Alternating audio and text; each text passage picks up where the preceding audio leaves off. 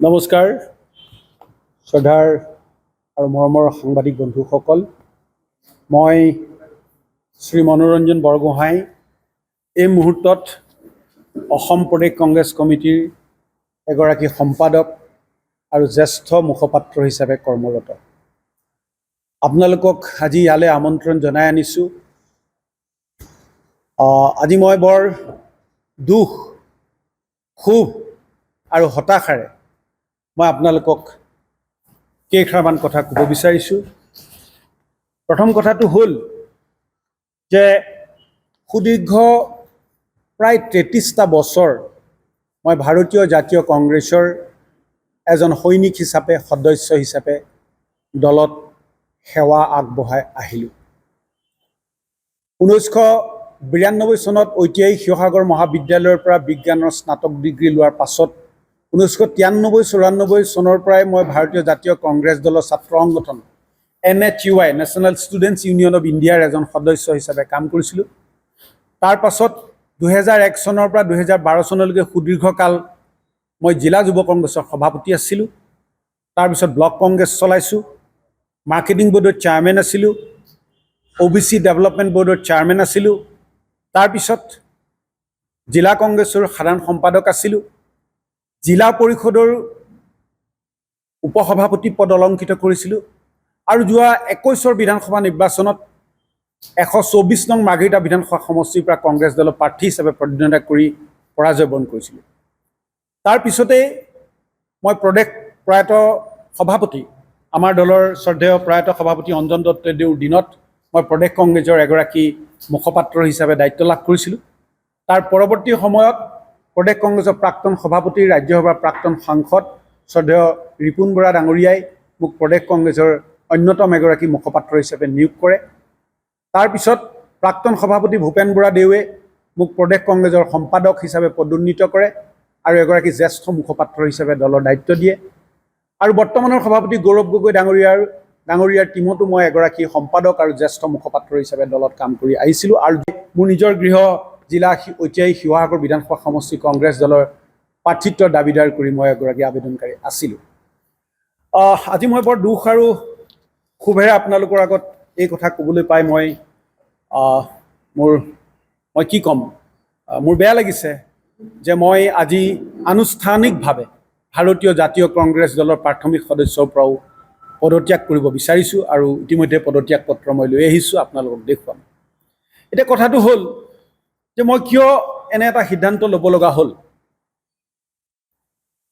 প্ৰথম কথাটো হ'ল যে মই এটা কথা লক্ষ্য কৰিলোঁ দলটোত, যে হয়, যেনেকৈ নিজৰ ল'ৰাই ভুল কৰিলে মাক দেউতাকে বহু কথা সহ্য কৰি থাকে, ঘৰখনৰ পৰিয়ালৰ মানুহ ভাল হ'ব, ভাল দিন আহিব, এই ভাল দিন আহিব, ভাল হ'ব, সংশোধন হ'ব, ইয়াৰ আশাত 2016ৰ পৰা এই প্ৰায় 10টা বছৰ ইখন জিলাৰ পৰা সিখন জিলালৈ, ইটো ব্লকৰ পৰা সিটো ব্লকলৈ দলে যেতিয়াই যি দায়িত্বত দিছে নিষ্ঠা সহকাৰে পালন কৰি আহিছোঁ।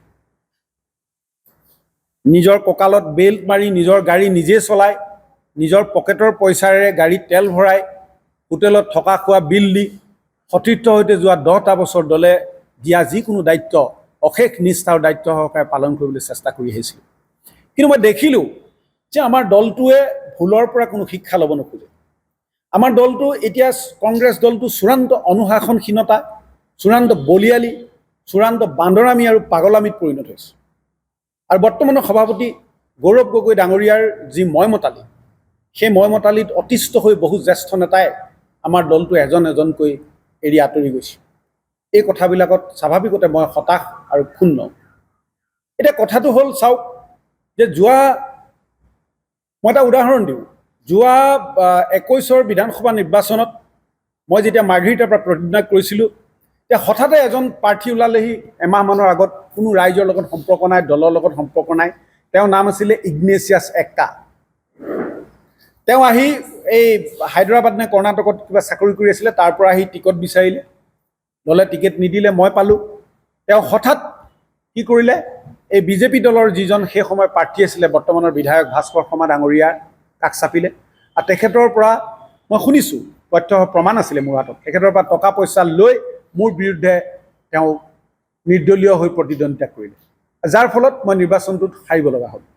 আৰু এই গোটেই কথাখিনি মই তথ্য সহকাৰে সেই সময়ত মই দলক অৱগত কৰিছিলোঁ আৰু সেই সময়ৰ আমাৰ প্ৰদেশ কংগ্ৰেছৰ ডিচিপ্লিনাৰী একশ্যন কমিটিৰ চেয়াৰমেন আছিলে প্ৰাক্তন মন্ত্ৰী প্ৰাক্তন বিধায়ক জ্যেষ্ঠ নেতা ভৰতনৰহ ডাঙৰীয়া।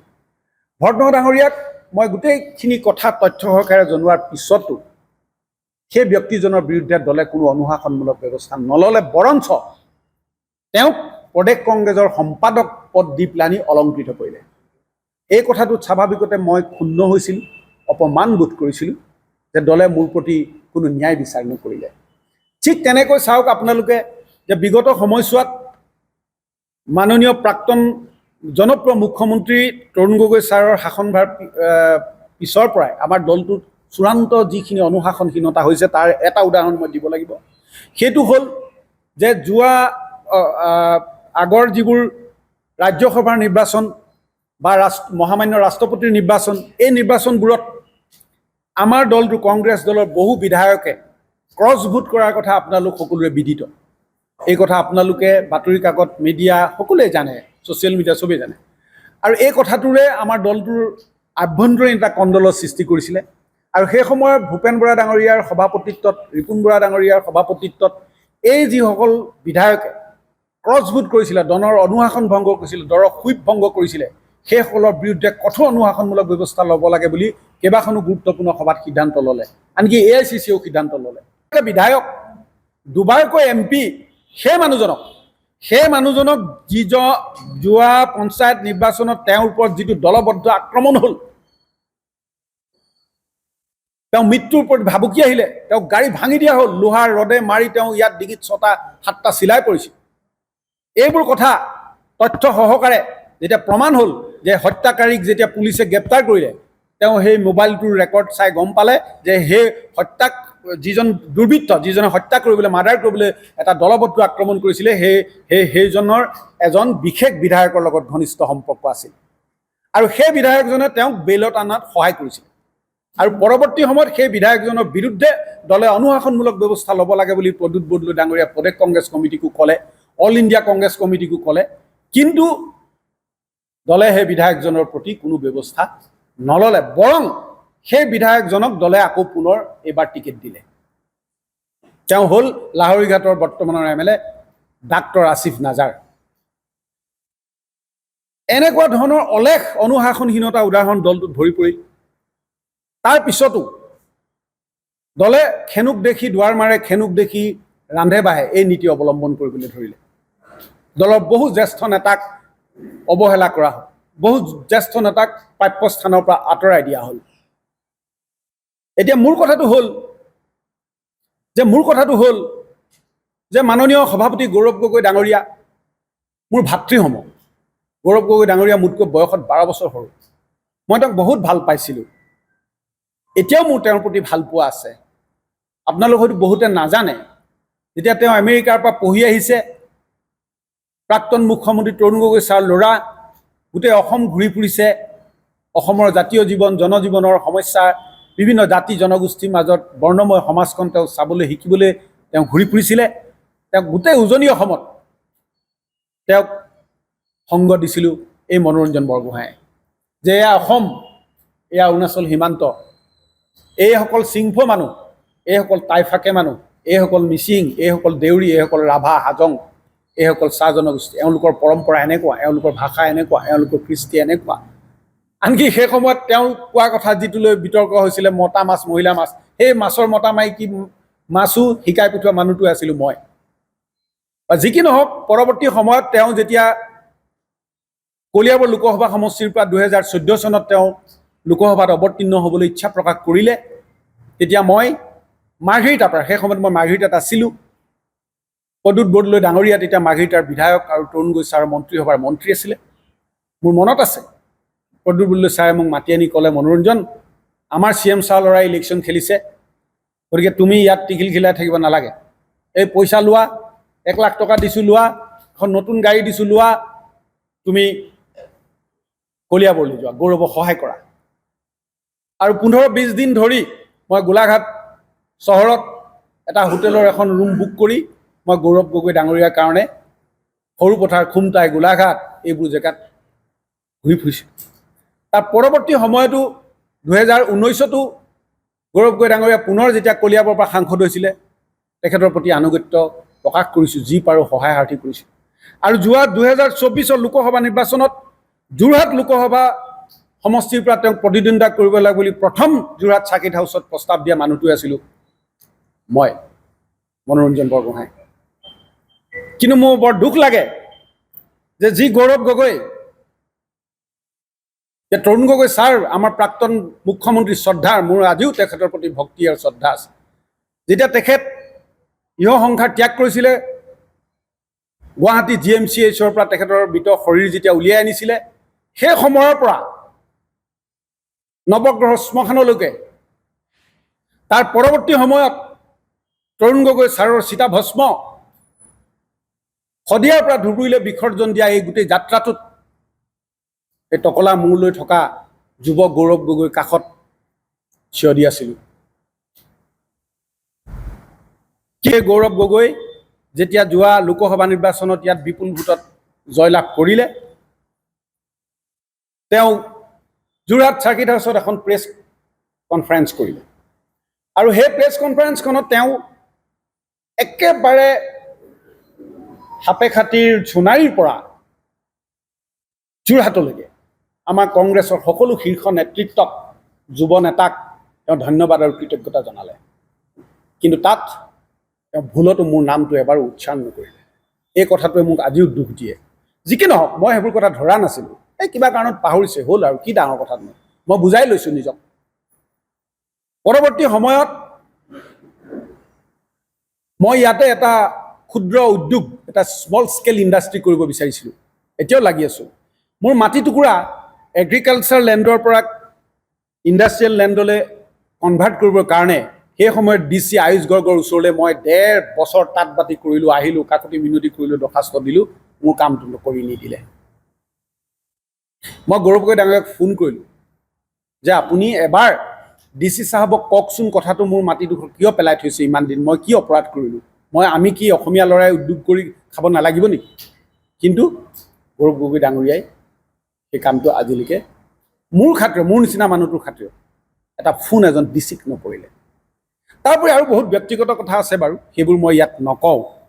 কিন্তু খং আৰু ক্ষোভৰ কথাটো আৰু আছে যে তেওঁ এজন সাংসদ হৈ, ঠিক আছে তেওঁ সাংসদ, তেখেত ডেপুটি লিডাৰো, তেখেত প্ৰদেশ কংগ্ৰেছৰ সভাপতি, আমি জানো তেওঁৰ সময়ৰ অভাৱ আছে। আৰে বাবা, সভাপতিটো তুমিয়ে হোৱা নাই অকল, সভাপতিটো ৰিপুণ বৰাও হৈছিলে, সভাপতিটো ভূপেন বৰাও হৈছিলে, সভাপতিটো অঞ্জন দত্তও হৈছিলে, সভাপতিটো ভুৱনেশ্বৰ কলিতাও হৈছিলে, সভাপতিটো তোমাৰ প্ৰীতিও হৈছিলে, সভাপতিটো পৱন সিং ঘাটোৱাৰো হৈছিলে প্ৰদেশ কংগ্ৰেছৰ। আৰে বাবা, তুমি মানুহৰ ফোন নুঠোৱা, কৰ্মীৰ লগত তোমাৰ কোনো সম্পৰ্ক নাই, তুমি কাৰো মেছেজৰ ৰিপ্লাই নিদিয়া। মই প্ৰদেশ কংগ্ৰেছ, তেওঁ কমিটিখনৰ মই এজন ছেক্ৰেটাৰী হয়, মই এজন ছিনিয়ৰ স্প'ক্স পাৰ্চন। মোৰ নিচিনা মানুহটোৱে তেওঁৰ সাক্ষাৎ বিচাৰি আজি 6 মাহমানৰ পৰা মই তেওঁক মেছেজ দি ফোন কৰি 6 মাহত মই 5 মিনিটৰ এপইণ্টমেণ্ট এটা নাপালোঁ। তেতিয়াহ'লে কোনে এপইণ্টমেণ্ট পাব তেওঁ? কাৰ লগত কথা পাতিব তেওঁ? আজি 2 বছৰ হৈ গ'ল তেওঁ এজন সাংসদ হিচাপে এই 3খন জিলা, যোৰহাট, শিৱসাগৰ, চৰাইদেউ, কোনোবা এদিনা আমাৰ জিলাখনৰ DC লগত তেওঁৰ ডেভেলপমেণ্ট ৰিলেটেড ইছ্যু এটাত 5 মিনিট মিটিং কৰিলেনে?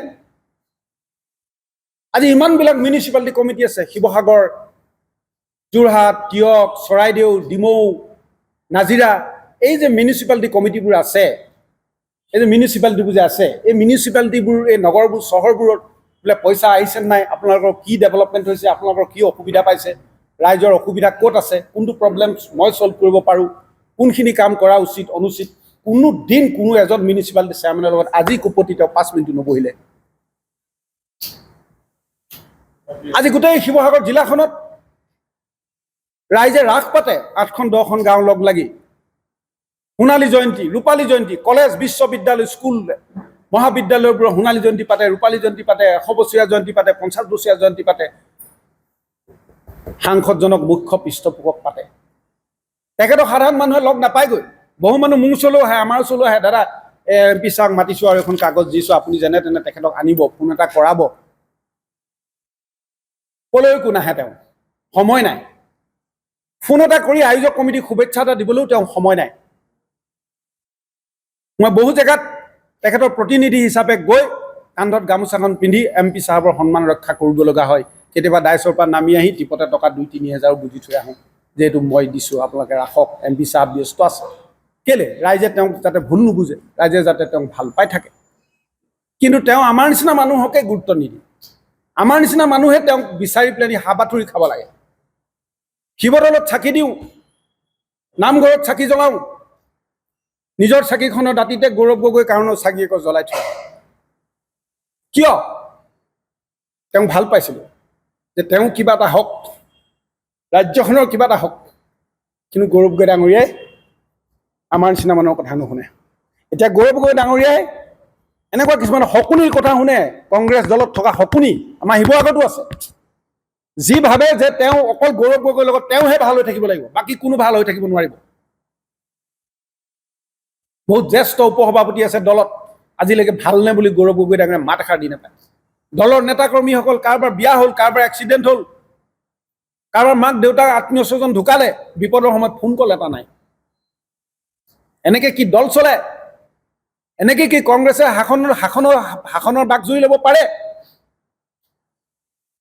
তুমি 3 বছৰৰ MP হলা তুমি তৰুণ গগৈ ছাৰ প্ৰাক্তন মুখ্যমন্ত্ৰী পুতেক হ'ল বুলিয়ে তুমি কি সৰ্বজান্তা নেকি তুমি সব জানিবা নেকি তোমাক আমি একো কথা ক'ব নোৱাৰিম নেকি আৰে বাবা আমি ইংলেণ্ড আমেৰিকা বা অন্য কেম্ব্ৰিজ কেলিফৰ্ণিয়া বিশ্ববিদ্যালয়ৰ মেনেজমেণ্টৰ ডিগ্ৰী আমাৰ নাথাকিব পাৰে কিন্তু সুদীৰ্ঘ 33 বছৰ কাল কংগ্ৰেছত আছোঁ সুখত আছোঁ দুখত আছোঁ মানুহৰ ঘাত প্ৰতিঘাত বিভিন্ন সমস্যাৰ মাজত আমি থিয় দি আছোঁ ধুমুহাকো আওকাণ কৰি থিয় হৈ থাকিলোঁ কিন্তু এতিয়া মই চালোঁ যে নহ'ব এইকাৰণেই নহ'ব যে অসমৰ সংসদীয় গণতন্ত্ৰৰ আটাইতকৈ দুৰ্ভাগ্যজনক হতাশ আৰু লজ্জাগত প্ৰদৰ্শন হ'ল যোৱা বিধানসভা নিৰ্বাচনত যিটো বিধানসভাত বিৰোধীত বহাৰ প্ৰয়োজনীয় সংখ্যাকেইটাও আমাৰ দলে গোটাব নোৱাৰি ইয়াতকৈ দুৰ্ভাগ্যজনক কথা কিবা আছেনে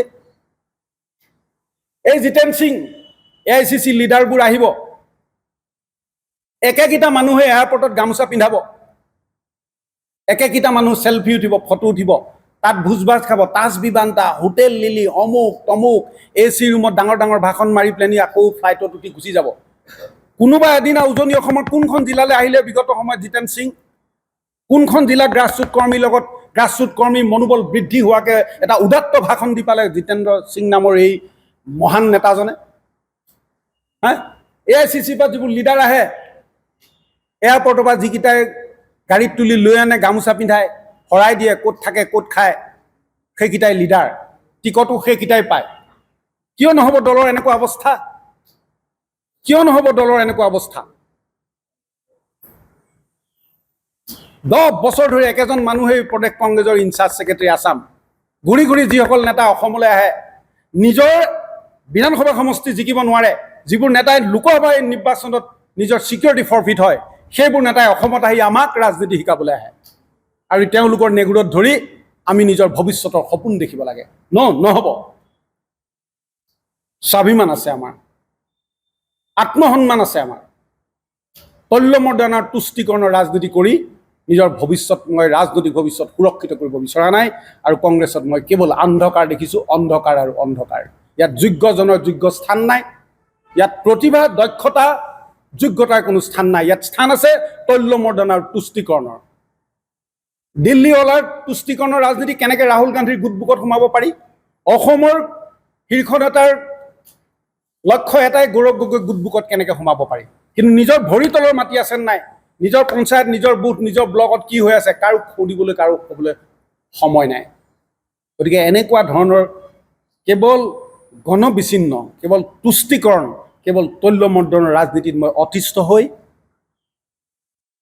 মই আজি কংগ্ৰেছ দলৰ পৰা আনুষ্ঠানিকভাৱে পদত্যাগ কৰিছোঁ বুলি ঘোষণা কৰিলোঁ আৰু এই পদত্যাগ পত্ৰ মই অলপ সময়ৰ পাছতে সভাপতি গৌৰৱ গগৈ ডাঙৰীয়ালৈ প্ৰেৰণ কৰিম এইখন মোৰ পদত্যাগ পত্ৰ অল ইণ্ডিয়া কংগ্ৰেছ কমিটিয়ে অসমৰ দায়িত্বত থকা জিতেন্দ্ৰ সিং নামৰ সেই ব্যাগুম নেতাজনে সেইসকল বিধায়কৰ বিৰুদ্ধে কোনো অনুশাসনমূলক ব্যৱস্থা নল'ল আৰু এই ব্যৱস্থা ল'বৰ কাৰণে কংগ্ৰেছ বিধায়িনী দলৰ নেতা দেৱব্ৰত শইকীয়া ডাঙৰীয়ায়ো দলৰ শীৰ্ষ নেতালৈ পত্ৰ লিখিছিলে কিন্তু তেওঁৰ কথাটো কোনো ধৰণৰ দলে গুৰুত্ব নিদিলে। ইয়াৰ পাছত আপোনালোকে চাওক, যেতিয়া এটা নিৰ্বাচন আহে, আমাৰ দলৰ সভাপতিয়ে হওক বা আমাৰ দলৰ শীৰ্ষ নেতৃত্বই আমাক মাতি নি মিটিং কৰি কি কয় যে মোৰ পিছত থিয় হৈ থাকিলে, মোৰ পিছত উঠি চেলফি মাৰিলেই, নেতাক গামোচা পিন্ধালে টিকট নাপায়। টিকট তৃণমূলৰ কৰ্মীয়ে যাক বিচাৰিব আমি তেনেকুৱা নেতাকহে টিকেট দিম, শিপাৰ লগত যাৰ সম্পৰ্ক থাকে। এনেকুৱা ধৰণৰ ভাল ভাল কাণে শুনি ভাল ভাল লগা কথাবোৰ ক'ব। তাৰপিছত ক'ব যে ইয়াত কোনো ছেটিং গেটিং নাই, আমি ছাৰ্ভে কৰিছোঁ, আমি পেইড এজেঞ্চি পঠাই দিছোঁ সমষ্টিয়ে, তেওঁলোকে যি ৰিপৰ্ট দিব তাৰ ওপৰত বেছ কৰি টিকেট দিয়া হ'ব। কিন্তু সময়ত কি দেখা যায়? সময়ত এইটো দেখা যায় যে যিসকলে দলৰ শীৰ্ষ নেতৃত্বক তুষ্টিকৰণ কৰিব পাৰে, যিসকলে দলৰ শীৰ্ষ নেতৃত্বক তৈল্যমৰ্দন কৰিব পাৰে, যিসকলে দলৰ তথাকথিত কেইজনমান বিতৰ্কিত শীৰ্ষ নেতাক পাকঘৰত ভাত খাব পাৰে, সেইকেইজন মানুহে কংগ্ৰেছ দলত টিকট পায়। আপোনালোকে চাওক, আজি তাৰ এটা উদাহৰণ মই দিছোঁ। প্ৰদ্যুৎ বৰদলৈ ডাঙৰীয়া কংগ্ৰেছ দলৰ এজন জ্যেষ্ঠ নেতা আছিল। তেওঁ ছাত্ৰ অৱস্থাৰ পৰা কংগ্ৰেছৰ ৰাজনীতিৰ লগত জড়িত। সেই সময়ত কটন কলেজত NHY সমৰ্থিত প্ৰাৰ্থীৰ হৈ তেওঁ কটন কলেজৰ জেনেৰেল ছেক্ৰেটাৰী আছিল। পৰৱৰ্তী সময়ত তেওঁ নিজৰ চাকৰি ব্যৱসায় বাদ দি ৰাজনীতিলৈ আহিছে। এটা সময়ত যেতিয়া কংগ্ৰেছ কৰ্মী বাহিৰলৈ ওলালে, আলফাই হত্যা কৰিছিলে, কংগ্ৰেছ কৰ্মীক ৰাজহুৱাভাৱে বৰ্জন কৰা হৈছিলে, অসম আন্দোলনৰ কংগ্ৰেছ কৰ্মীৰ ওপৰত আক্ৰমণ হৈছিলে, তেনে সময়ত প্ৰদ্যুৎ বৰদলৈ অসম প্ৰদেশ কংগ্ৰেছ কমিটিৰ একমাত্ৰ মুখপাত্ৰ আছিলে। আৰু সেই সময়ত মাননীয় প্ৰাক্তন মুখ্যমন্ত্ৰী তৰুণ গগৈ ডাঙৰীয়া যেতিয়া প্ৰদেশ কংগ্ৰেছৰ সভাপতি আছিলে, আমাৰ পৱন ঘাটোৱাৰ ছাৰ, আমাৰ প্ৰয়াত আমাৰ এই সোণাৰীৰ আমাৰ শৰৎ বৰকটকী ছাৰ, এনেধৰণৰ আমাৰ জ্যেষ্ঠ নেতাসকলে তেওঁ ঘৰত যায়, চাহ তাহ খাই তেওঁৰ পৰামৰ্শ দিয়ে আৰু তেখেতসকলৰ পৰামৰ্শ লৈ প্ৰদ্যুৎ বৰদলৈ ডাঙৰীয়া কংগ্ৰেছ দলটো শক্তিশালী কৰাৰ কাৰণে আত্মনিয়োগ কৰিছিল। যোৱা লোকসভা নিৰ্বাচনৰ আগত আমাৰ শিৱসাগৰৰে কেইবাটাও অৰাজনৈতিক দল সংগঠন, বিশেষকৈ স্বগোত্ৰীয় বুলি কৈছোঁ আৰু মই, আহোম সংগঠনে গৌৰৱ গগৈৰ বিৰোধিতা কৰিছিলে বুলি এটা প্ৰচাৰ হৈছিলে। সেই সময়ত মই এই সংগঠনৰ নেতৃত্বৰ লগত কথা বতৰা পাতিছিলোঁ আৰু কৈছিলোঁ যে ভাইহঁত, গৌৰৱ আহিছে, এটা ভাল ল'ৰা, সৎ ল'ৰা, ৰাজ্যখনৰ কাৰণে কাম কৰিব খুজিছে, তোমালোকে কিয় বিৰোধিতা কৰিছা? আহা, কাম এণ্ড টক উইথ হিম, কথা পাতা, কি আছে দুখ সুখ খুব বেদনা পাতা। মই কিছুমানক লগাই দিছিলোঁ আৰু দুটামান দল সংগঠনৰ লগত তেওঁক বহাই দিবলৈ, কথা পাতিবলৈ মই বহুত চেষ্টা কৰিছিলোঁ। আৰু এদিন মই এই কথাটো তেওঁক কৈছিলোঁ যে তুমি শিৱসাগৰলৈ গ'লে আমাৰ বিভিন্ন অৰাজনৈতিক দল সংগঠনসকল বা সাংবাদিকসকলৰ লগত তুমি বহিবা। তেওঁ মোক যিটো ভেকাহি মাৰিলে, কি বোলে আপুনি সদায় একেটা কথাকে কৈ থাকে বুলি মোক খুব জোৰকৈ এটা ভেকাহি মাৰিলে। আৰু এদিন মই তেওঁক ক'লোঁ যে গৌৰীসাগৰ ব্লকত এনেকুৱা জেগা আছে তুমি আজিলৈকে গৈ পোৱা নাই, তুমি আজিলৈকে দেওৰজা দেখি পোৱা নাই, মৰা বজাৰ দেখি পোৱা নাই, হাফলুটিং দেখি পোৱা নাই, ডিকচু দেখি পোৱা নাই, বৰুৱা পুখুৰী দেখি পোৱা নাই, মোমাই তামুলী দেখি পোৱা নাই, হাফলুটিং দেখি পোৱা নাই। মই এই গোটেই পঞ্চায়তকেইটা কৰ্মীসকলক একত্ৰিত কৰি এখন সভা দিম, তুমি তালৈ আহিবা, কৰ্মীসকলে তোমাক কাষত পালে ভাল পাব, ৰাইজেও তোমাক যিসকলে আশীৰ্বাদ দিয়ে, তোমাক যিসকলে মৰম কৰে, তেওঁলোকে তোমাক কাষত পালে প্ৰেৰিত হ'ব, ভাল পাব, তুমি আহিবা, মোক এটা সময় দিবা, মই কৰিম। কেইবাদিনো মই ক'লোঁ। সেইদিনাও মোক তেওঁ কেইজনমান কৰ্মীৰ আগত, জুনিয়ৰ কৰ্মী, শিৱসাগৰৰ সৰু সৰু কেইটামান কংগ্ৰেছ দলৰ যুৱ কংগ্ৰেছ কৰ্মীৰ আগত মোক তেওঁ ধমকি দিছে, কি আপুনি বাৰে বাৰে একেটা কথাকে কৈ থাকে বুলি ক'লে। মই লাজ পাইছিলোঁ। সেইবোৰ কথা থৈ দিলোঁ মনৰ মাজত। কিন্তু এতিয়া দেখিলোঁ নহ'ব, যে এই ধৰণৰ চাহাবী ঢঙেৰে কংগ্ৰেছ নচলিব। আমি বিৰোধীক যিমানে বেয়াকৈ সমালোচনা নকৰোঁ লাগিলে, যিমানে অপপ্ৰচাৰ নকৰোঁ লাগিলে, আজি বিজেপিৰ যিসকল এই কি বুলি কয় প্ৰভাৰী দিল্লীৰ পৰা আহে, কোনোবাই গম পায়নে? কেতিয়া আহিলে, ক'ত আছে, কি কৰিছে গম পায়নে? আমাৰ সকল কি চাবা, একদম বিমানবন্দৰত উথপ লাগিব গামোচা পিন্ধাবলৈ, শৰাই দিবলৈ, যেন সেইকেইটাই আহি অসমখন একেবাৰে হেৰিয়ত উঠাই থৈ যাব, চৰাইদেউ পৰ্বতত উঠাই থৈ যাব। চালা কথা ক'বলৈ আহে। আৰু জিতেন্দ্ৰ সিং নামৰ এইটো অতি নটৰিয়াছ অসমৰ কংগ্ৰেছী ৰাজনৈতিক ইতিহাসত জিতেন্দ্ৰ সিঙৰ নিচিনা ফটুৱা ষ্টুপিড জেনেৰেল ছেক্ৰেটাৰী নাই বুলি মই কৈ দিছোঁ। মই কৈ দিছোঁ যা যি কৰে কৰক আই ডোণ্ট কেয়াৰ ৰেজিগনেশ্যনটো দিলোৱেই যেতিয়া জুবিন দাই ক'ব নিচিনা ঘেণ্টা মই এতিয়া কাকো কেয়াৰ নকৰোঁ